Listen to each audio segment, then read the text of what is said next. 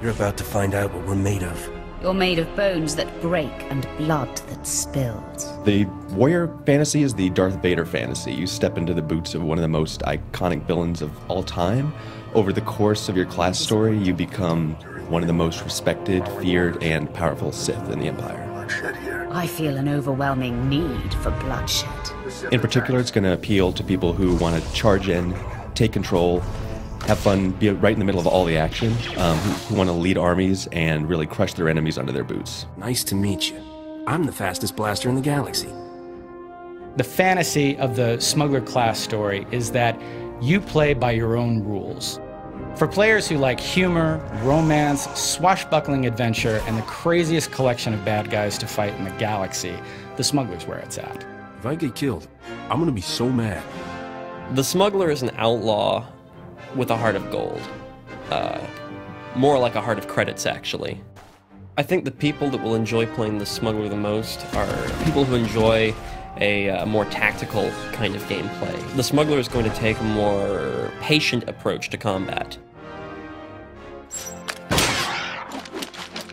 The warrior tends to have a lot of melee abilities. The focus is really on getting on top of somebody and using all of your melee attacks to inflict the maximum amount of damage possible in the shortest amount of time. Some classes hide behind, blasters or fight from a distance with the Force, but the Sith warrior takes charge with lightsaber and the dark side of the Force, wielding both at the same time to really charge into the middle of the fray and, carve enemies apart. There is no one right way to play the smuggler. You can be the crazy run and gun specialist, you can be the stealthy guy, you could even be the combat medic, shooting holes in people and then patching them up again. The smuggler has a number of tricks that no one else has, so he's got a lot of good ways of escaping. He's got the flash grenade. He has the ability to go back into stealth during a fight. Generally, the warrior should win a fight against the smuggler. The smuggler does not have a lightsaber. Everything from flashbang grenades to thermal detonators, and can I just say, blaster shotgun? A lot of smash and a lot of force scream and a lot of force charge. Sucker punch.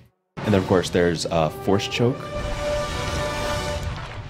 So my strategy in that fight is to obviously come at the fight from stealth, come in quietly from behind, and start with the shoot first ability, because the smuggler always shoots first. The warrior wants to be as mobile as possible. They want to try to stay in range, so the abilities that they want to use are more the charge sort of abilities and the movement speed reductions and stuns. After that, your next mission is to not get hit.